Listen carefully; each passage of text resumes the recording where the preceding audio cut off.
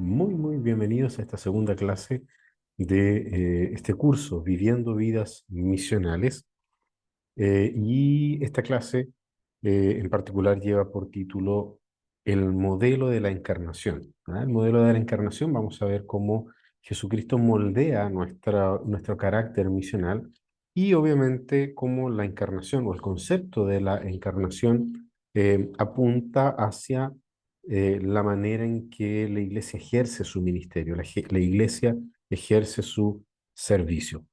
Para comenzar, yo los quiero invitar a poder leer algunos textos bíblicos. Vamos a compartir aquí la pantalla, ahora sí. Y am, en esta clase vamos a ver tres textos. Hay dos de ellos que son bastante extensos, pero nos van a traer justamente la claridad suficiente a nivel escritural para poder entonces abordar este tema. Primero, la vamos a ver allí en Juan capítulo 1, versículos 1 al 18. Dice así la palabra del Señor. En el principio ya existía el Verbo, y el Verbo estaba con Dios, y el Verbo era Dios. Él estaba en el principio con Dios. Todas las cosas fueron hechas por medio de Él, y sin Él nada de lo que ha sido hecho fue hecho. En Él estaba la vida, y la vida era la luz de los hombres. La luz brilla en las tinieblas, y las tinieblas no la comprendieron. Vino al mundo un hombre enviado por Dios, cuyo nombre era Juan. Este vino como testigo para testificar de la luz, a fin de que todos creyeran por medio de él. No era él la luz, sino que vino para dar testimonio de la luz. Existía la luz verdadera que al venir al mundo alumbra a todo hombre. Él estaba en el mundo y el mundo fue hecho por medio de él, y el mundo no lo conoció. A lo suyo vino, y los suyos no lo recibieron. Pero a todos los que le recibieron les dio el derecho de llegar a ser hijos de Dios, es decir, a los que creen en su nombre, que no nacieron de sangre ni de voluntad de la carne, ni de la voluntad del hombre, sino de Dios. El Verbo se hizo carne y habitó entre nosotros y vimos su gloria, gloria como del unigénito del Padre, lleno de gracia y de verdad. Juan dio testimonio de él y clamó, este era del que yo decía, el que viene después de mí es antes de mí, porque era primero que yo. Pues de su plenitud todos hemos recibido, y gracia sobre gracia. Porque la ley fue dada por medio de Moisés, la gracia y la verdad fueron hechas realidad por medio de Jesucristo. Nadie ha visto jamás a Dios, el unigénito Dios que está en el seno del Padre, Él lo ha dado a conocer. El segundo texto está allí en Filipenses, en la carta del apóstol Pablo a los Filipenses, capítulo 2. Vamos a leer del 1 al 11. Dice así la palabra de Dios. Por tanto, si hay algún estímulo en Cristo, si hay algún consuelo de amor y si hay alguna comunión del Espíritu, si algún afecto y compasión, hagan completo mi gozo, siendo del mismo sentir, conservando el mismo amor, unidos en espíritu, dedicados a un mismo propósito.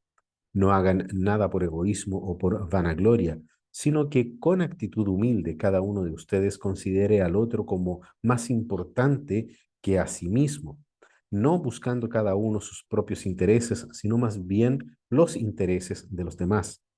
Haya pues en ustedes esta actitud que hubo también en Cristo Jesús, el cual, aunque existía en forma de Dios, no consideró el ser igual a Dios como algo a qué aferrarse, sino que se despojó a sí mismo tomando forma de siervo, haciéndose semejante a los hombres. Y hallándose en forma de hombre, se humilló él mismo, haciéndose obediente hasta la muerte y muerte de cruz, por lo cual Dios también lo exaltó a lo sumo y le confirió el nombre que es sobre todo nombre, para que al nombre de Jesús se doble toda rodilla de los que están en el cielo y en la tierra y debajo de la tierra, y toda lengua confiese que Jesucristo es Señor para gloria de Dios Padre. Y el último texto que vamos a leer de manera introductoria está de nuevo allí en el Evangelio de Juan, luego, más adelante en la clase, vamos a ver por qué están articulados de esta forma estos textos. Y allí en Juan, en el Evangelio de Juan, en el capítulo 20, en el versículo 21, la palabra de Dios dice así. Jesús les dijo otra vez, paz a ustedes. Como el Padre me ha enviado, así también yo los envío. Entonces, es bien interesante, hermanos, cómo Juan coloca de una u otra manera esta idea de la encarnación. La palabra encarnación por sí misma se refiere al acto de Dios entrar en nuestro mundo en la persona de Jesucristo. Aunque la palabra ciertamente, como podemos ver acá, no aparece en la Biblia, ¿ya? Así como tampoco aparece la palabra Trinidad, ¿ya? Pero tenemos algunas nociones sobre esto justamente a través de la palabra. Y esta palabra en particular, la palabra encarnación, nosotros la desprendemos de las palabras iniciales del Evangelio de Juan, que acabamos de leer allí, en Juan 1:14, donde dice que el Verbo se hizo carne y habitó entre nosotros. Entonces, cuando nosotros hablamos de eh, encarnado o ministerio encarnado, la verdad es que nosotros hablamos de dos realidades. Uno, la realidad de que la palabra, el verbo, se hizo carne en Jesús y al mismo tiempo que es el servicio de, digamos, encarnación, o de encarnación, es el servicio encomendado a la iglesia como enviada por Cristo para ser testigos de Él en todos los rincones de la tierra. Entonces, esto nos permite a nosotros tener o mirar de una manera bastante más amplia, un poco lo que veníamos hablando en la clase anterior, ¿ya? Esta idea de poder ver a través de la escritura cómo ella va mucho más allá de nuestras propias ideas y conceptos respecto del tema de misión o en este caso de la palabra encarnado, ¿ya? No solamente Jesucristo ha encarnado, sino que la iglesia también tiene ese llamado a encarnar. Pero aquí vamos a ver de qué forma, cómo, ¿ah? O a qué se refiere la escritura cuando nos está hablando de esta idea de la encarnación. Lo primero que nosotros podemos ver allí en la escritura es esta idea o las palabras de Jesús que las vimos también en la clase anterior, que dice, así como me envió el Padre, ¿ya? En esa primera clase, en la clase anterior, hablábamos de la naturaleza misionera de Dios, ¿ya? Y de la iglesia con su propia naturaleza de ser enviada por este Dios misionero, por esta obra o por esta naturaleza misionera de Dios. También se planteó la idea de que misional es un adjetivo que describe justamente a la iglesia encarnada, perdón, enviada, ¿ya? A la iglesia enviada. Eso es misional. Es entonces un adjetivo que eh, coloca en la iglesia una funcionalidad, ¿ya? Es una característica de la propia iglesia. Entonces, si nosotros lo vemos desde esta perspectiva, misional sería la iglesia como siendo enviada, ¿sí? Encarnado en ese sentido, entonces sería la manera en cómo se introduce el mensaje que la iglesia tiene dentro de la cultura existente. En otras palabras, es lo que tenemos aquí en pantalla. Misional, entonces, nos habla de una dirección, ¿ya? Y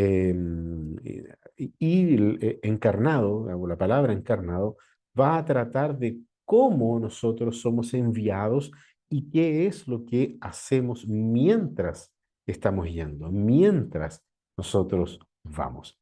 Aquí es necesario hacer un paréntesis porque durante mucho tiempo y en algunos contextos de misiones aún se insiste en esta idea de enfatizar el verbo ir como un imperativo, ¿ya?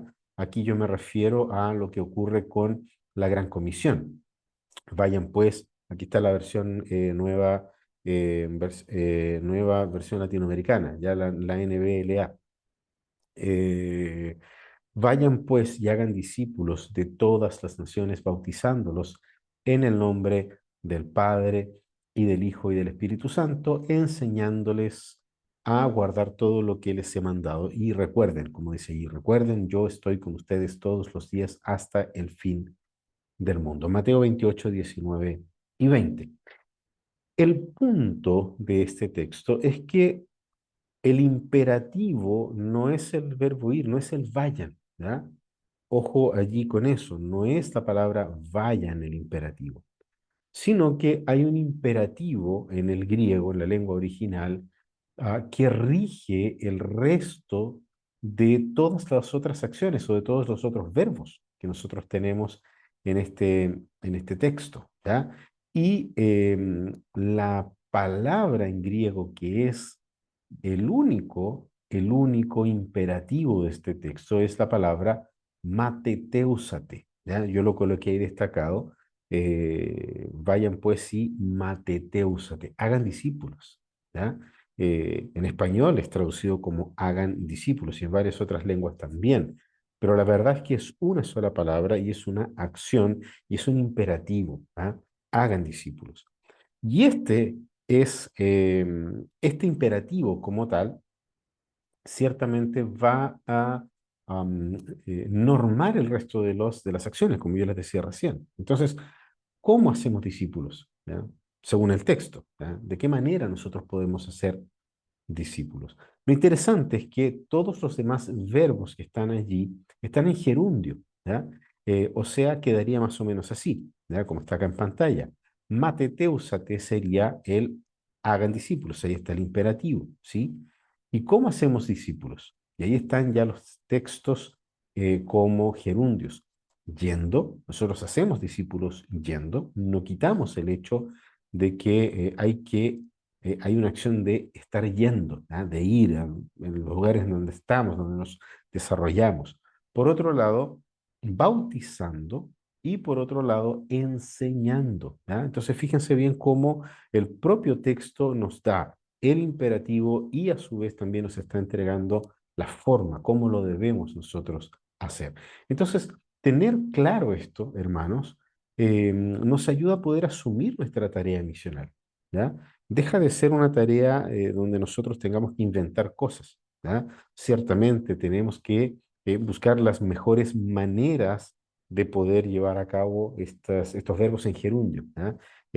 A pesar de que bautizando está también establecido y normado por la propia palabra de Dios, pero se entiende allí de esta idea de poder hacerla, incluir a la gente en el pacto de Dios, ¿ya? Como señal del pacto de Dios. Entonces, esto es un poco un paréntesis, como yo les decía, que es necesario poder hacerlo para justamente tener una mirada mucho más eh, bíblica por un lado, amplia y segura de lo que la palabra de Dios nos está queriendo decir. Entonces ahora hablemos de esta idea de la encarnación, ¿ya? Como yo les decía, eso fue un paréntesis para destacar la idea de que el imperativo es hacer discípulos y el tema es cómo los hacemos. Si ustedes se fijaron, ahí estaba yendo, bautizando y enseñando. Eso tiene que hacerse de manera efectiva con personas, ¿ya? De personas y hacia personas. Entonces ahí es donde nosotros podemos ahora hablar sobre esta idea de la encarnación. La expresión encarnación, como yo les decía, no se encuentra en la Biblia, se desprende teológicamente de algunos textos, pero básicamente describe el acto de amor y humildad con el que Dios, el Dios Todopoderoso, se hace presente de manera tangible en nuestro mundo, ¿ya? Me gusta mucho cómo lo coloca Joel Beeke, este teólogo que escribe una teología sistemática puritana, y de ese libro me gustó mucho esta definición, ¿ya? Él dice lo siguiente respecto a la encarnación. En Cristo, el Padre se hace visible, ¿ya? Fíjense, nosotros habíamos leído un texto que dice que nadie había visto jamás a Dios, pero en el Hijo sí. Entonces lo que Joel Vicky está justamente queriéndonos decir. Fíjense cómo continúa. Él dice, la naturaleza divina no puede ser comprendida por criaturas finitas y mucho menos pecadoras. Ciertamente, Dios es infinito y santo. Entonces eso no encaja en nuestra naturaleza finita y pecadora. Y finalmente dice allí, el Hijo encarnado de Dios asume una naturaleza humana. ¿Ya? Allí es donde nosotros queremos comprender, o de esta idea es de donde nosotros queremos comprender la idea de la encarnación. Cuando Dios entró en el mundo, lo hizo justamente a través de la persona de Jesucristo, de la segunda persona de la Trinidad. Y ese Jesucristo vino a vivir entre nosotros. Y aquí hay un texto que a mí me gustó mucho cómo lo colocó Eugene Peterson. Eugene Peterson escribió hace un tiempo atrás una versión de la Biblia con palabras bastante sencillas. No es una Biblia recomendada para estudio bíblico, ¿ya? Devocionalmente es bastante rica esa herramienta. Esa Biblia se llama El Mensaje, ¿ya? Está, eh, digamos, ha sido traducida ya a varios idiomas. En esa versión de la Biblia de Eugene Peterson, él escribe Juan 1.14 de la siguiente forma, ¿ya? Él dice que la palabra se hizo carne y sangre y se mudó al barrio. ¿Ya? Me gustó mucho. Yo usé esa expresión incluso en el capítulo de este libro que me invitaron a participar, el libro por el renacer de la pasión, de la Fundación por el Renacer de la Pasión, ahí está, ¿ya? Es de esa misma editorial. El pastor Cristóbal Cerón de la Iglesia Anglicana es el editor general. Allí entonces me invitaron a compartir un capítulo, quedó como el capítulo 13 por el renacer de la pasión de las iglesias de barrio. En este libro hay un testimonio que yo comparto parte de él justamente en uno de los ah, artículos que están allí en la plataforma, ¿ya? Ahí fue donde yo ocupé esta expresión de Eugene Peterson. Entonces, fíjense, la palabra, ¿ya? La palabra se hizo carne y sangre. Aquí un paréntesis de nerd teológico. Generalmente se usa la expresión el verbo, ¿cierto? El verbo se hizo carne. Y yo ya escuché incluso predicaciones de decir, allí dice el verbo, ¿por qué? Porque es acción, porque es movimiento. La verdad es que no. La verdad es que la palabra en el original, en el griego, es logos, hologos, la palabra.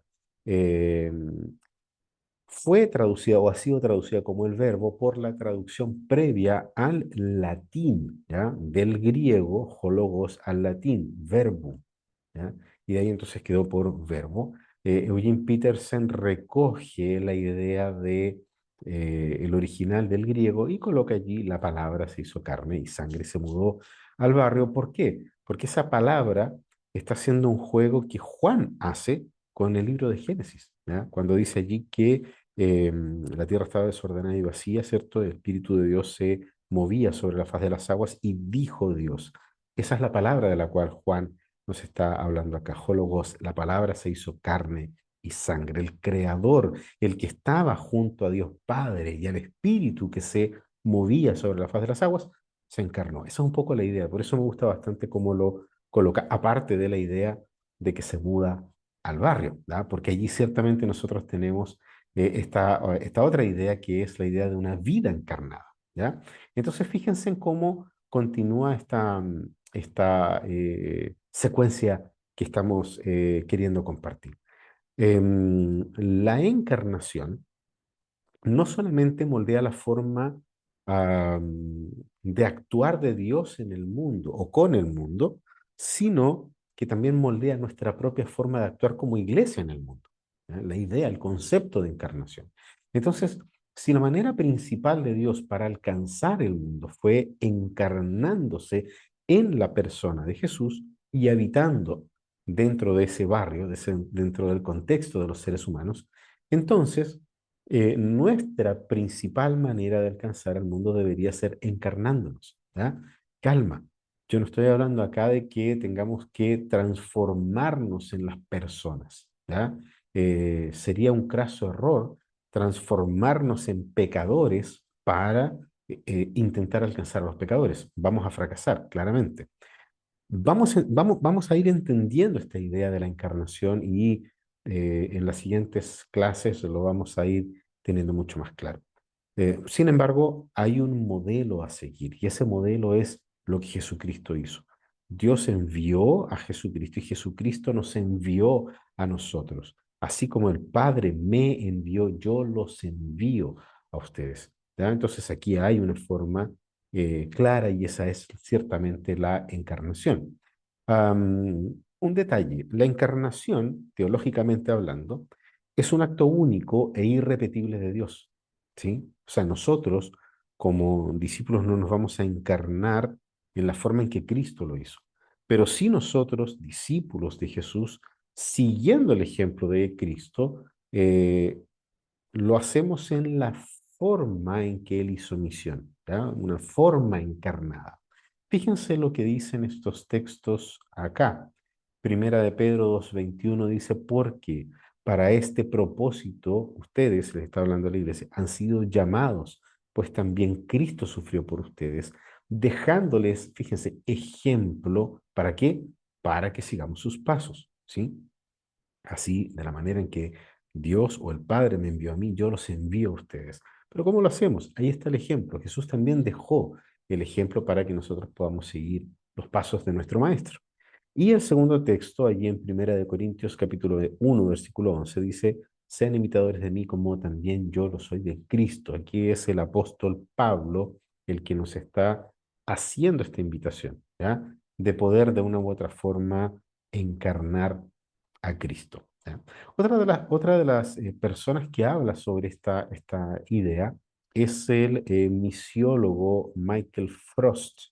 Y él allí toma un texto, que es el texto de Filipenses 2, del 5 al 8, donde Jesús, a opinión de este misiólogo, Michael Frost, expresó Jesús su humildad a través de dos actitudes principales, ¿ya? Que serían la identificación y la renuncia. Vamos a ver el texto y vamos a ver también esas dos actitudes por parte de nuestro Señor Jesucristo, ¿ya?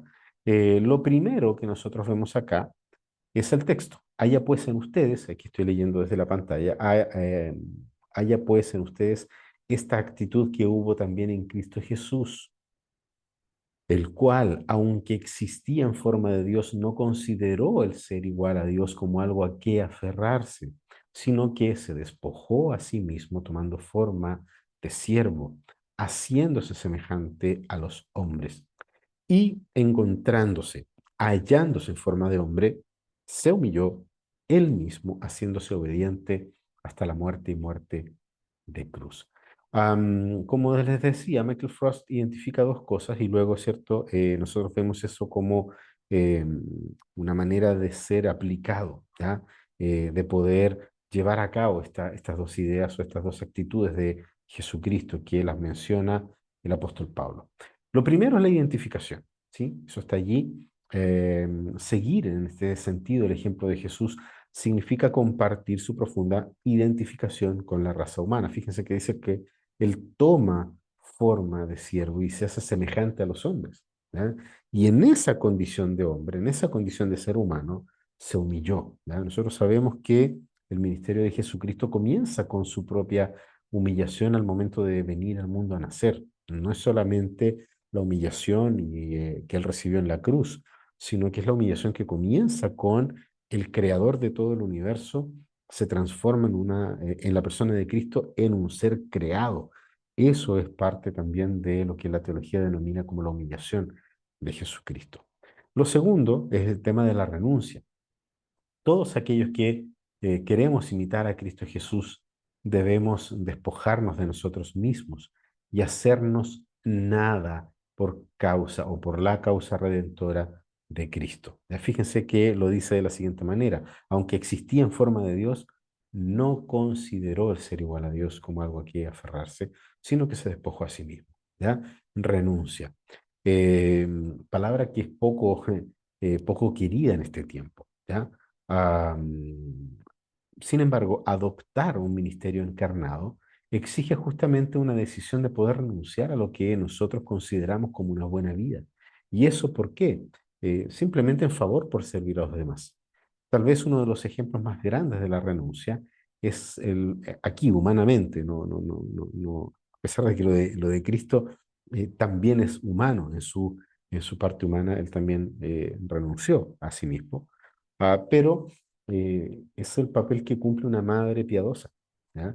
Que ella renuncia constantemente a sí misma para poder eh, tener la posibilidad de entregarse en favor de servir a los demás. ¿Ya? Entonces nosotros tenemos allí estas dos cosas. Luego, nosotros vemos cómo esto se aplica de una manera a el contexto o el entorno que tiene que ver con el asunto de la proximidad. Fíjense que se hizo carne, habitó entre nosotros, esa es un poco la idea, ¿ya? O se mudó al barrio, como decía Eugene Peterson. No podemos demostrar una vida cristiana alejados o lejos de esas personas a las cuales Dios nos llamó a servir, ¿ya? Entender esta verdad debería movernos a crear tiempos y espacios que nos permitan involucrarnos de manera activa y directa en la vida de las personas. Aquí les voy a contar un testimonio reciente. Aquí en la ciudad de Osorno estamos nosotros plantando el Evangelio a través de una iglesia. No porque no haya Evangelio, ¿ya? Sino que porque siempre es bueno tener más Evangelio en distintos contextos y en distintos lugares. Entonces, lo más complejo ha sido encontrar un espacio para poder hacerlo. A Dios gracias, nosotros encontramos un lugar que pertenece a una pareja de muchachos, donde él, contador auditor, ella, trabajadora social, pero que están totalmente alejados de lo que ellos hacían. A ninguno de los dos o ninguno de de los dos quiso seguir una carrera en sus áreas y ellos tienen hoy día un hostal con un salón y allí nosotros vimos una posibilidad misional. ¿Por qué? Porque ellos están necesitando apoyo, manos que puedan servir desinteresadamente en la remoción de algunos escombros, barrer las hojas ahora en el otoño, y de eso tenemos con Esther mucha experiencia, habiendo estado como obreros en la Bri, barriendo hojas, ¿ya? Arreglando jardines. Eh, entonces dijimos, bueno, Dios nos entregó la posibilidad de conocer, hacer esto, eh, haber bendecido al Ministerio de la Bri en Brasil, barriendo hojas. Y es lo que nosotros queremos hacer ahora acá, ¿ya? El hecho de poder crear este tiempo con ellos, crear el espacio y poder reflejar a Cristo Jesús a través de eso. Eso era solamente como un ejemplo de aquella idea de proximidad. Y lo otro es la idea de la presencia, que está también allí en pantalla. Este concepto, presencia, nos lleva de una mera proximidad a una identificación, ¿ya? Con las personas, una identificación y rendición.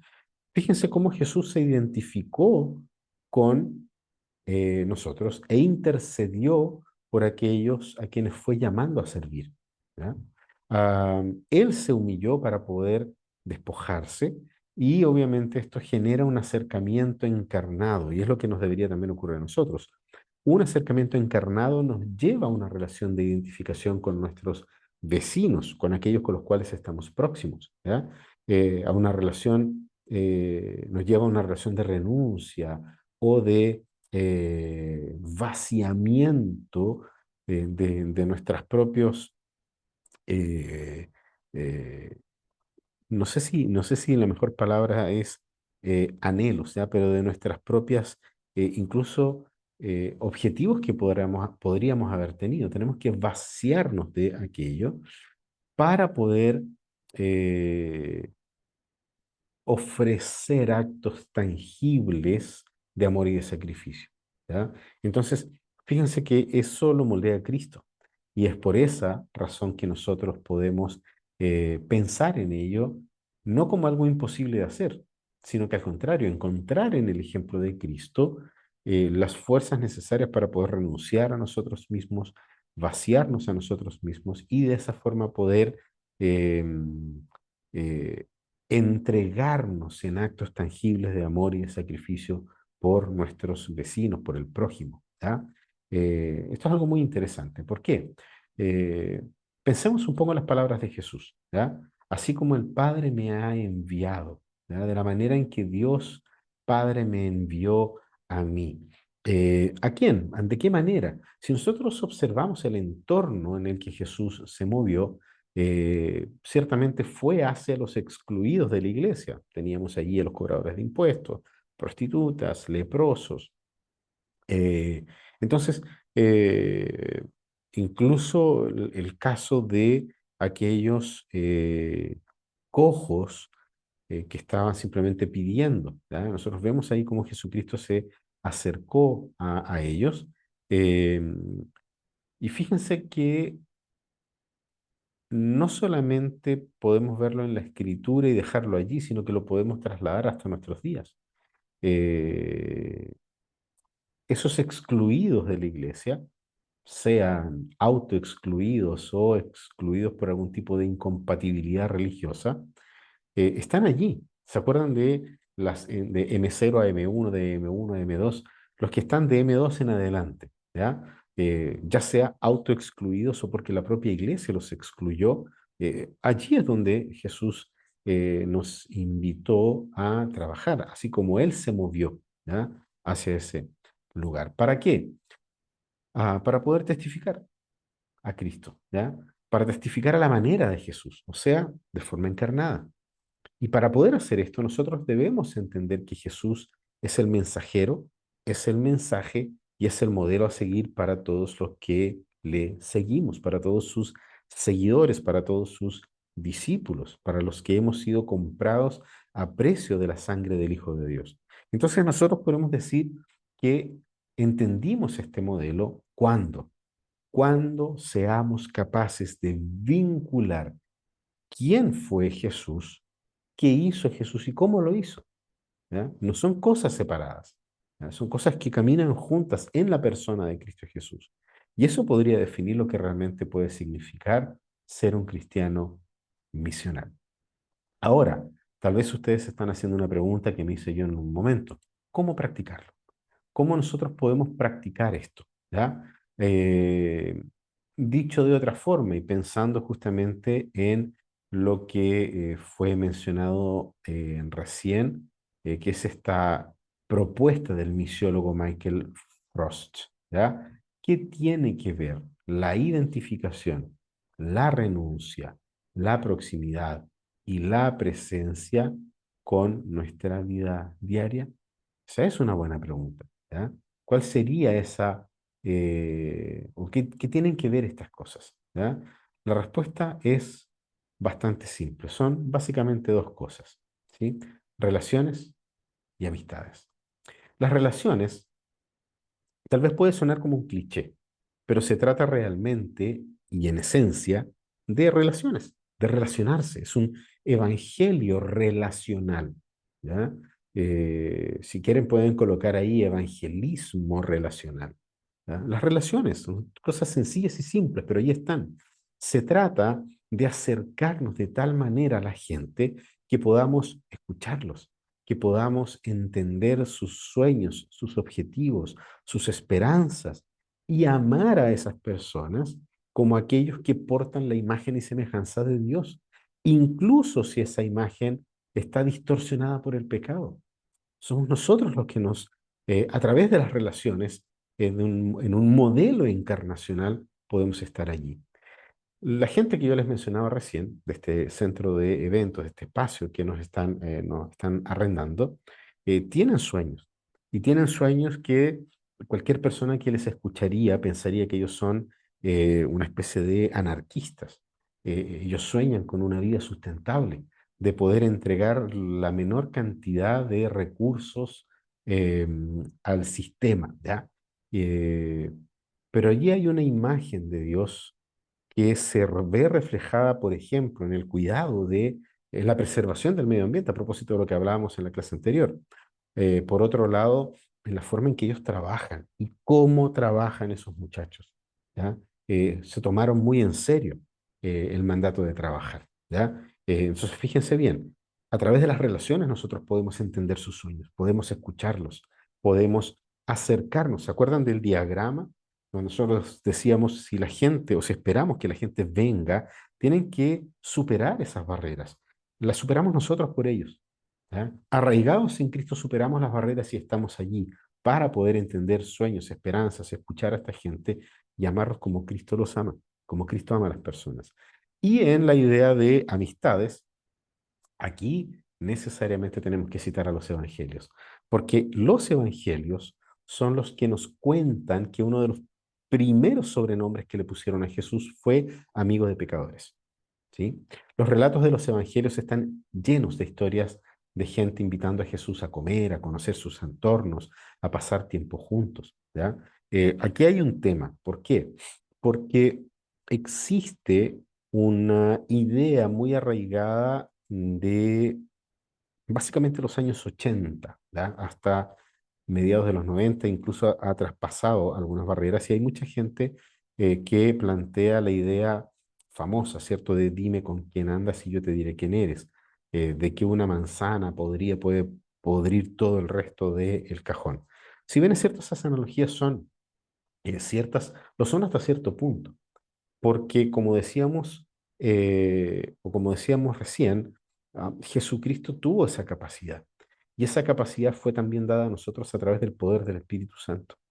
Ojo con eso, porque simplemente si nosotros rechazamos la idea o impedimos que los creyentes tengan estas relaciones o estas amistades con personas no cristianas, por el temor y el miedo a que estos creyentes se desvíen de su camino, vuelvan a Egipto, caminen por la senda ancha, en fin, pongamos el nombre que queramos. Estamos hasta cierto punto creyendo que el Espíritu Santo no puede hacer su trabajo. ¿Qué nos queda a nosotros? Capacitar, capacitar y capacitar. Eso lo vimos en la clase anterior. Es en la iglesia en donde nosotros capacitamos a través de la predicación de la palabra de Dios, las oraciones, el culto, esas cosas que ocurren, sí, dentro de la iglesia. No estamos desechando el tema de que la iglesia se reúne, pero se reúne para ser transformada, capacitada y luego enviada. No nos olvidemos de eso, de la clase anterior. ¿Ya? Entonces, si hay algún temor, deberíamos sentir temor de la forma en que estamos formando a la gente, pero no de la obra que el Espíritu Santo puede hacer en los creyentes. Por eso es necesario capacitar y preparar muy bien a las personas. ¿Para qué? Para que tengan relaciones, para que tengan amistades. Y en ese sentido, queridos amigos, Jesús tenía una forma extravagante de santidad que atraía a la gente. Ser santo no significa ser necesariamente rechazado. Nos van a rechazar, sí, porque si rechazaron a Cristo también nos van a rechazar a nosotros, ¿verdad? Pero esta forma extravagante de santidad que Jesús tenía atraía mucho a las personas, ¿verdad? No se trataba de que Jesús pecaba junto con los pecadores, sino que viviendo él una vida santa entre los pecadores, conviviendo con ellos, Jesús anunciaba que el reino de los cielos se había acercado y que tenían que arrepentirse. ¿Ya? Entonces nosotros, como seguidores de Jesús, nos debería pasar lo mismo en nuestro día a día, con una manera extravagante de santidad, que es una santidad dada por Dios, la gente debería querer estar cerca, ¿sí? A pesar de que ciertamente el mundo nos va a rechazar, ¿ya? Y esto que parece una dicotomía, y que ciertamente lo es, no es una dicotomía muy distinta a muchas otras que aparecen en las Escrituras. El desafío es poder asumir esto, ¿ya? Porque al final de cuentas, eh, digamos, ¿cómo podemos llegar nosotros a las personas si no trabajamos de esta manera, de una manera encarnacional?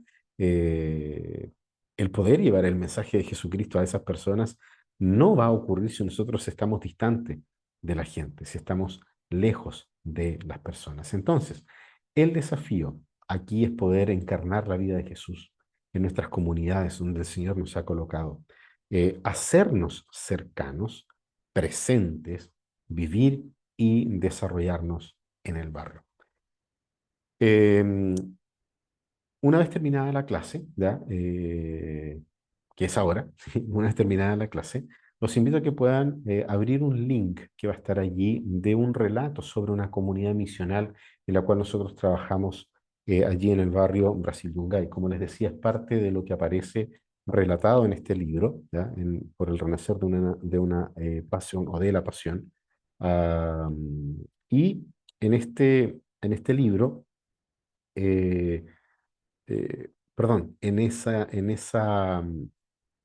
el link de un blog, perdón, van a encontrar cómo se generó una propuesta de hacernos cercanos, una propuesta de hacernos presentes, una propuesta de vivir y desarrollarnos como iglesia. En ese caso era la Iglesia Presbiteriana 1, la duodécima Presbiteriana de Santiago, en el barrio Brasil Yungay. ¿Ya? Entonces los dejo allí con esa inquietud. Vayan al link, entren a el blog y lean, por favor, porque es una experiencia que nos tomó algunos años, pero que tuvo eh, frutos muy bonitos, ¿ya? Y pudimos nosotros vivir una vida misional encarnada en ese lugar.